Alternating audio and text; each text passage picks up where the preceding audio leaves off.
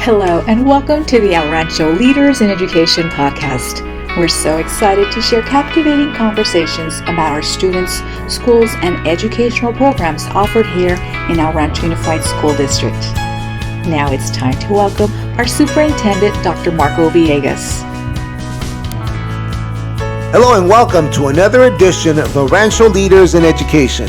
I'm Dr. Marco Villegas, the proud superintendent of the El Rancho Unified School District, and today I'm working as a host to facilitate this great conversation on a very important topic in our schools, and that's the idea of going to college.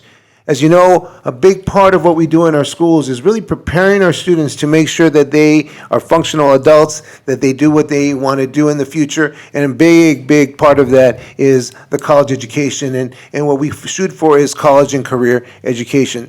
So again, at our high schools, we work really hard to make sure that students get the education they need to prepare for that next level, whether it be AP classes or whether it be college prep classes or just your basic classes that prepare them to have a life after high school. So today we are really excited to have two of our seniors with us that are going to talk about what's the experience like in terms of applying to college.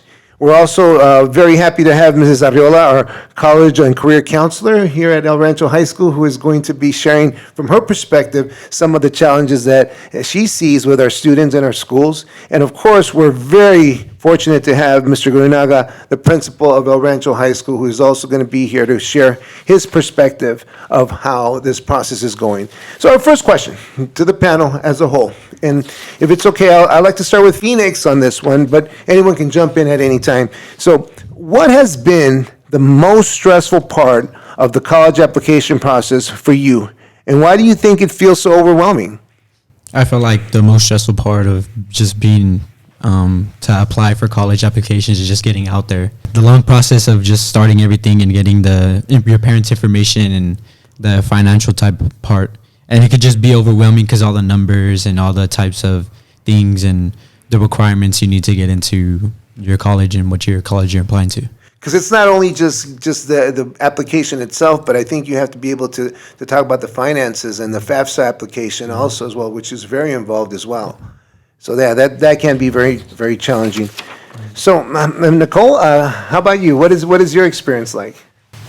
Honestly, my experience, if I'm being honest, I haven't even started on any college applications yet, and I feel like the most overwhelming part might be getting started.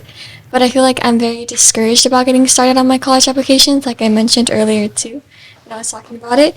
It's just the fact that I know that my financial state with my family and all that, like I believe we don't have enough money to support college, because I know my older sister goes to college and she does it all by herself. Like she works at Disney and she works at Starbucks, and she's back and forth because she knows that she wants a better job, she knows she wants a better life, but at the same time it just scares me because I feel like sometimes I have no help too, because my parents didn't even go to college themselves. It could be very, very challenging. Ms. Arriola, as a college career counselor, you probably see a lot of the things that they're discussing. How do you, what is the impact that you see on the students in terms of this process? So there's many different things that I observe. One of them, yes, a lot of the students don't want to get started because they feel it's a super long process. Perhaps they're the first ones that they're going to attend college, and they just don't know how to get started. A lot of them worry about the finances, of course. How am I going to pay for college? So that's usually one of the first things that does come up, because when I do ask, have you started? Well, I'm not going to be able to afford it, so why am I applying? I'm just going to go to community college, or I'm just going to work. But usually I tell the students, you don't know if you're going to qualify for any of the grants until you fill out the financial aid application, which comes much later. This year, it doesn't start until December 1st. That's when the application for financial aid opens. And then they don't find out until the spring if they're going to qualify for any kind of grants. So I think that's the disconnect. A lot of the students just automatically think, I'm not going to qualify for anything. And they also worry about how are they going to pay for the application itself, because it is $70 for every Cal State that they want to apply, and it's $80 for every university. The privates have their own fees. So that starts adding in their head. So that's kind of becomes a little bit of a hurdle. I try my best to get them some fee waivers so they don't have to pay for the college applications, but sometimes they just don't come and ask until I'm kind of having that conversation. You try to reach out to most of the students, try to call them out of class, but that becomes a little hard because they sometimes start ignoring my summonses for some reason because they kind of know she's going to be asking me, she's going to be bugging me, and I already know I'm not going to be applying. But until I start having those conversations with them, I'm able to convince the majority to apply. But you always have one or two that I can't convince. And that's what a great job you do with that in terms of making sure that they know their options, because I think you're right. Everyone has a chance and the opportunity to apply to a college or university, and I think we want to make sure that they have that. And if they decide not to go, that's something different, but at least they have the opportunity, and that's wonderful that you're able to do that. And Mr. Granado, from your perspective in terms of a high school principal, I'm going to go to another question with you. And right now I think there's a lot of stress with our students as they are feeling they're having to make some decisions for the rest of their lives. And so, wow, is it fair for these students that are 17 and 18 years old and they're feeling, okay, do I need to make this decision now for the rest of my life? How do you see that stress manifesting in the schools? I think one of the things that it's very interesting as I hear the students and Ms. Ariola speak, I think they look for different avenues on how to either avoid, right, or release that stress, right? Like, I'm going to focus on what's happening today. I'm going to focus on my sports. I'm going to focus on my activities. I'm going to focus on the things that are taking place. And I think sometimes that releases the stress, but it also serves as an avoidance of what task is at hand, right?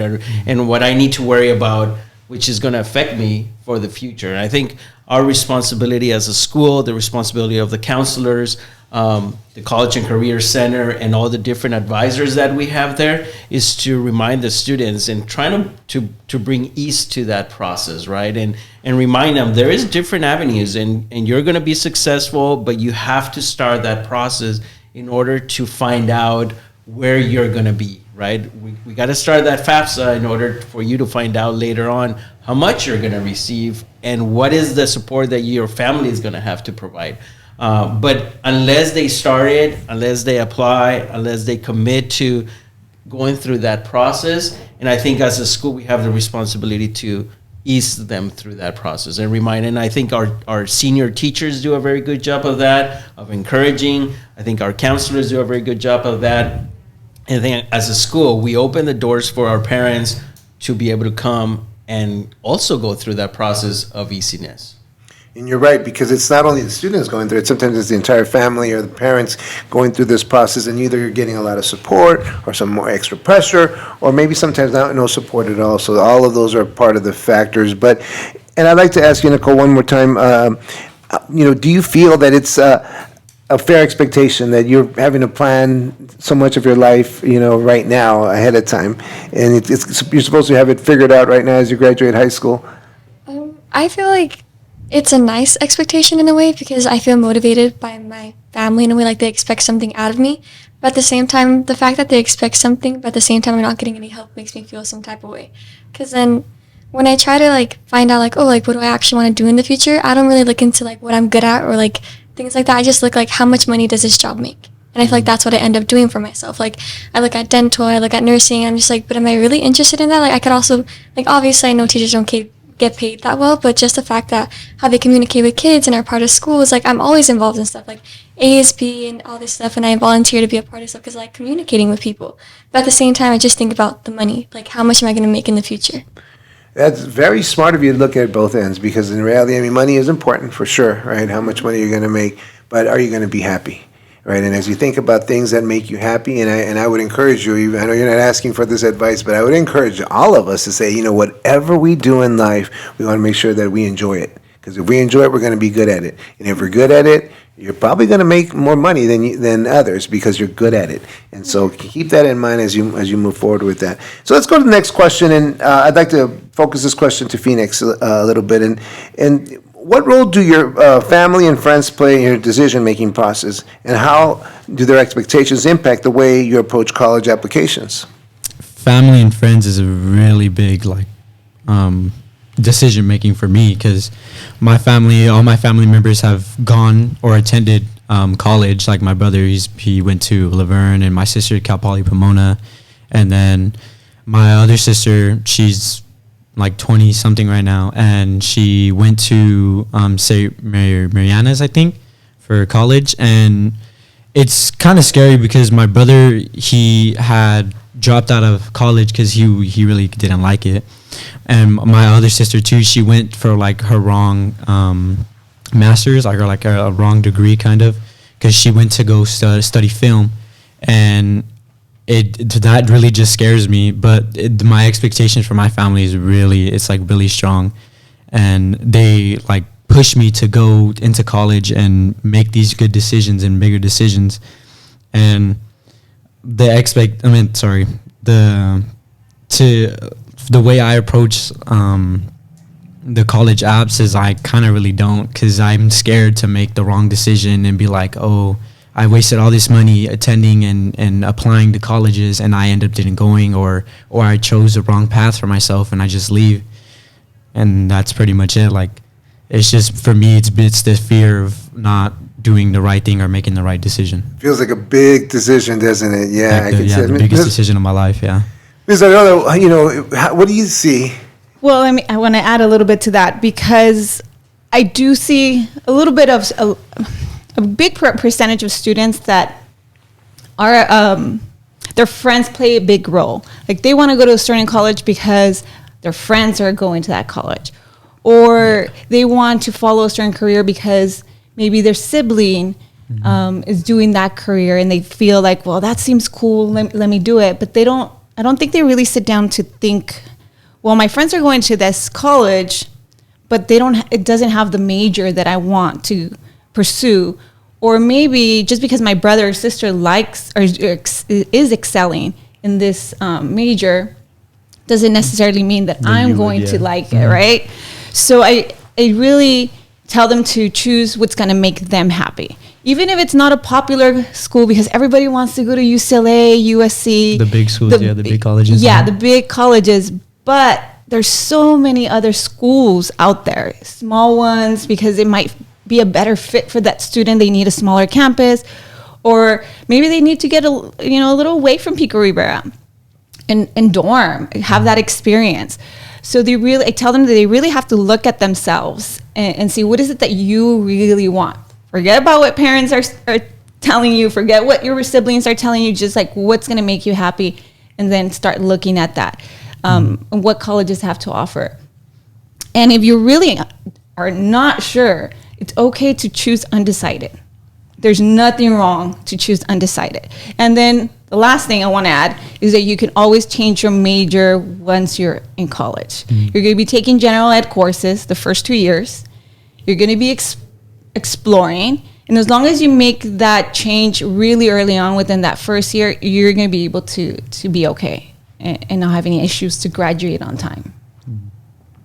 Mr. Cornell, any thoughts on that question? Yeah, I think one of the things that it's hard to allow students to understand is the idea that they eventually, as they take every step on their way, they find out who they are, right? And they find out what is going to be their outcome, later on. And I'll normally use, when I talk to kids, I normally use my example. I started college as a electrical engineer, right? Like, that was kind of the thing. I was pretty good in math. I was decent in science, and people were talking about that money and talking about all these things that they're talking about, and you kind of see the pressures. Oh yeah, my friend is doing this, but life takes turns, right? Like, we go in different directions, and at the end of it all, I ended up being a psychology major, right? Not at the college where I started. I ended up having to do a break and join the military, and that was part of my experience and growth and just kind of learning. And I think that's the part that I think sometimes kids think they have to commit, and they do. They make a commitment, but at the same time, I think learning and understanding that they're going to go through a process, right? They're going to go through this process of growing and understanding life and how life moves in different ways, in different directions. But ultimately, there's going to be an outcome that is going to allow them to be successful and, have a good life for themselves and their families. Excellent. Let's go to the next question, and I'd like to start this question with Nicole. And so, many colleges emphasize extracurricular activities and volunteer work. And so how do you balance these demands with your schoolwork, personal life, and college application process itself? Well, honestly, the way I balance my extracurriculars, like with schoolwork and personal life, first of all, is communication. I always just communicate with like my family and everyone and my teachers with what I'm doing, especially because I'm an ASB, and that honestly takes up a lot of time out of class and even like after school, which is also my personal life. So then I just always communicate like what we're doing, like if it's for homecoming, if it's for NPR, if it's for like a meeting that the teachers have and we have to set up and make posters. I just make sure to let them know what I'm doing, especially because you can't just leave someone in the dark and expect almost help. It's just like, how do you want us to help you if you're not communicating why you need it in the first place? Because help is never just given. So yeah, and then college applications, I haven't started. I haven't started them, and that's another thing. But honestly, I think after hearing like what we've talked about just a little bit, I think I will go. And I'm not just saying that for the podcast or anything, like I swear. But another thing is too, like every time I'm given a slip like to go to college applications, is I'm not really encouraged to go. It's more just like, oh, like you could just go whenever. If you don't want to go at all, that's fine. Like a reminder. Huh? Yeah, it's always given to us like that. It's just like, if you don't want to go, you don't have to. And then that's when I'm just like, okay. And obviously I get in my thoughts again about money. I'm just like, do you really want to go? Like, can you really afford that? And I'm like, okay, never mind. Well, thank you. How about you, Phoenix? What are your thoughts on that? Colleges, like in the emphasize extra, like the curricular activities, the way I balance it is like when I'm in school, I'll obviously like do my schoolwork, and then after that I'll find like a little time period, whether it being during passing period or during lunch or something like that. I'll find a way to do something, or like after school football, and like because I'm a football player, and I honestly after school it's straight to football, and then that's like kind of my personal life too, just like Nicole. Like right after school ends, it's my personal life football, and then that's like honestly how it's been my whole life. I played football since I was 6 years old, really more than a decade already, and that's pretty much it. Awesome. Yes, I'll add a little bit about the extracurricular activities. So, yes, we do tell students they have to be involved in extracurricular activities, and they have to do volunteer work.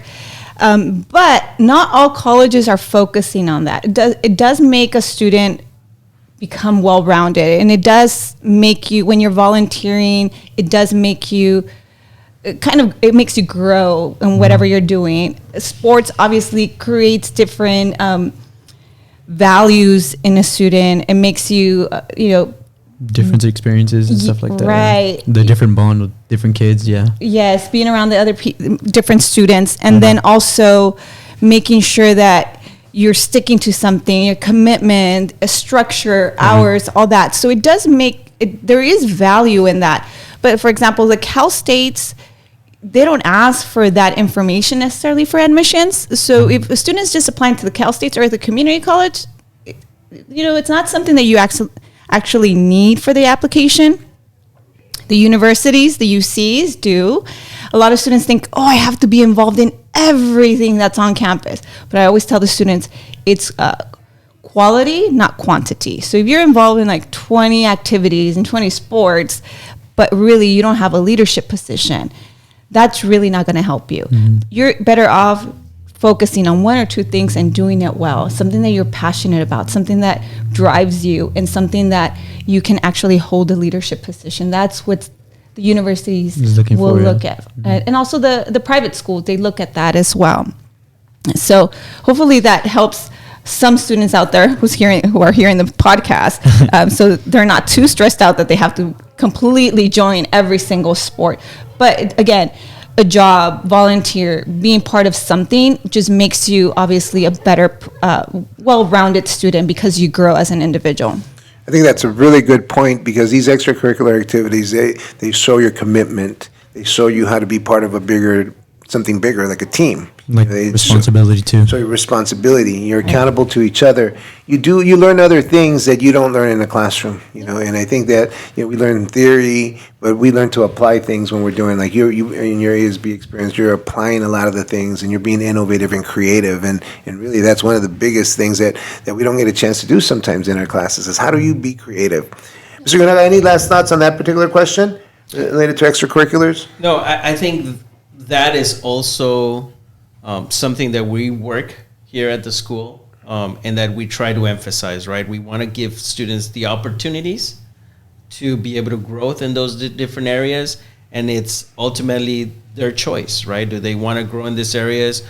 Is it part of who they are, right? Because that is essential. Sometimes I think kids feel that they need to do something even though they don't feel comfortable, right? Like, oh, I'm gonna do this just because it's part of the application.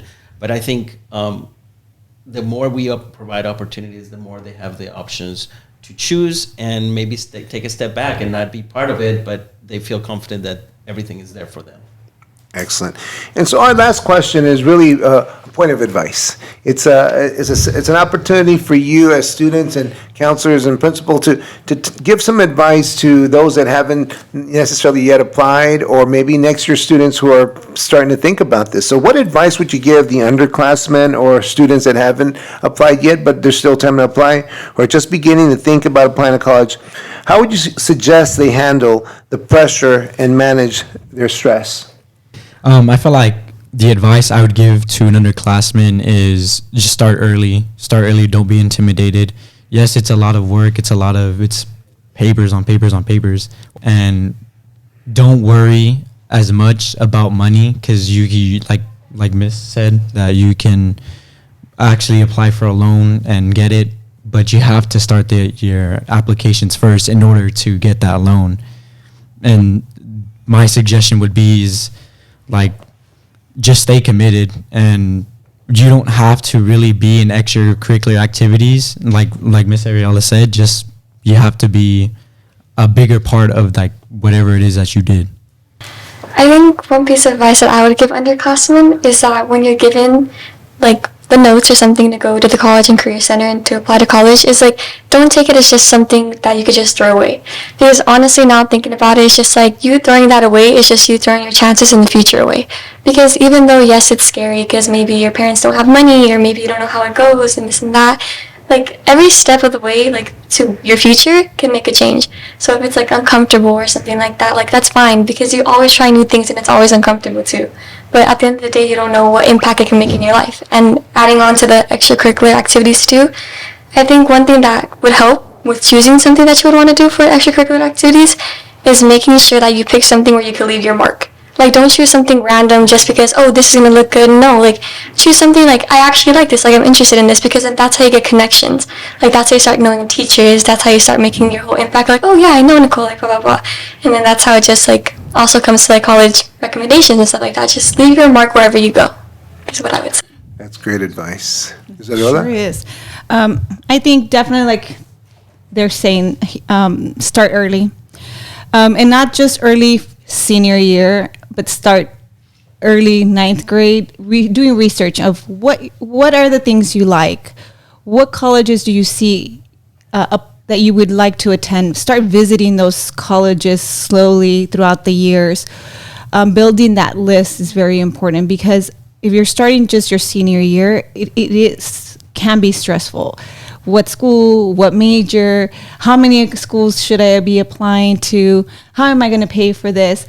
So I think if you start early on doing all that research, by the time you're a senior, you have your list, you can just start applying. And definitely the finances, I always tell the students, come and talk to me, come talk to one of your academic counselors. Let's dive further into that discussion. Let's figure out a way how to pay for college, how to pay for those application fees, because there is a way. Even when those financial aid packages come in the spring, that they look at these numbers, they just don't know how to interpret. I tell them, sit down, let's start breaking it down. But coming in on time, not the last week. The applications are due at the end of, actually this year, December 2nd. Don't come like that Monday that we come back from Thanksgiving break and asking, can I start my application? Because usually websites crash. I always tell that to the students.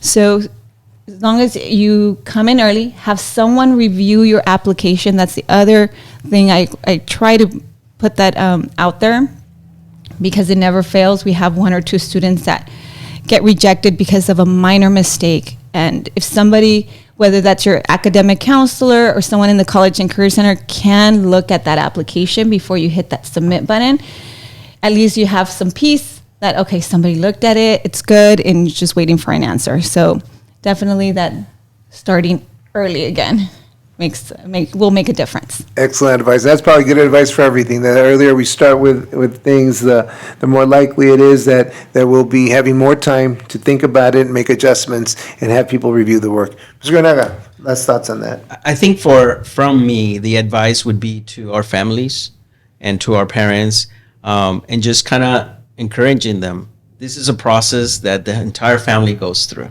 And I think, as Ms. Ariola mentioned, it is a process that could start very early, or it could be very hectic if we wait until the last minute. I think if parents get involved, they get the adequate information, they participate in the different events that we have here at the school with regards to financial aid opportunities, with regards to college visits, with regards to coming in and being part of the college fairs. All of that kind of eases the process and allows families to be better prepared when that time comes. So I would encourage the families to do this together, and students, if parents or families are not being too open to this idea, just encourage them to come to the school when those events are taking place, so they could kind of see what's going on. But I think it is a family process, and just going through that process from early on as they start in 9th grade just makes things easier.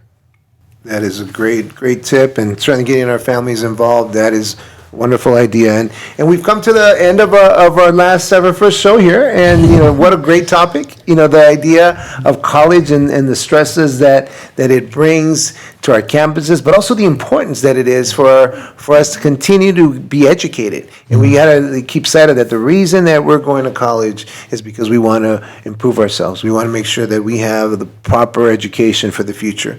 And it has meant a 4-year degree, but in many cases it's meant, and that means a 2-year degree, or it just means having the appropriate training and certification so that you can have a better future for yourself. And so one of the things that was said earlier, that it's the most important decision, it's probably the most important decision you've made up to now, but regardless of what happens, you're never going to make a wrong decision. So you're always able to correct your course. So if you choose the wrong major, you can fix that. You heard Mr. Granaga, he came in with one major, he went to a different one. You decide to go to one college and it's not the college that you would have liked to go, it's okay. You graduate from there, you still get your degree. So the decisions are something that you can adjust. And the major that you're majoring in, the world is changing so fast. The jobs that are currently hot right now may not be that popular in 4 or 5 years. So you're going to need to learn things that can let you pivot and help you be good at different things, because that's what's happening out there in many cases. So you want to go into a situation where you will grow, because if your major all of a sudden isn't as important as it once was, you're going to need to be able to change that. Another thing I'd just like to say is, your great school that you're in, you've got some great resources here. Use those resources. Use your college counselors. They know what's up. They really do. They're working hard to also create these partnerships. I know you probably heard about the partnership we have with Whittier College right now. And so, you're able to waive fees for applications. You're able to really have a lot of financial support through them and easy requirements. We're working right now on another partnership with the University of La Verne that very soon right now we'll be able to do the same type of thing with the University of La Verne. If you want to go there, as a matter of fact, even right now, if you want to go there, you let me know, because I can get you an interview directly with someone that can tell you that moment if you're in or out, because we're that close to creating this partnership right now. Lots of great things. So I'm just excited about hearing from you because that tells me that you guys are really focused and you're thinking about the future. And I know that, we're here to support you, know that, and I want the community to know that that's our role, to make sure that we are creating an environment where you can excel. And the last thing I just want to say is never give up. Never give up, because you know what, no matter what, we're going to continue. You missed the deadline somehow, you shouldn't. There are other schools, there are other places with different deadlines. Keep moving forward. That's the most important thing that I would say to you. And so we have come to the end of our first podcast of this school year, and I look forward to more and more, and I want to thank our fabulous guests for being here. Thank you so much for taking the time to be here out of your very, very busy day. And again, we look forward to having more of Leaders in Education in El Rancho. Thank you. We are excited to share with you the vibrant and engaging learning environment at El Rancho Unified School District. Our dedicated staff and talented students work together to create a community where everyone can thrive. Discover the latest news, events, and achievements by following us on X, Instagram, Facebook, and YouTube at El Rancho Schools.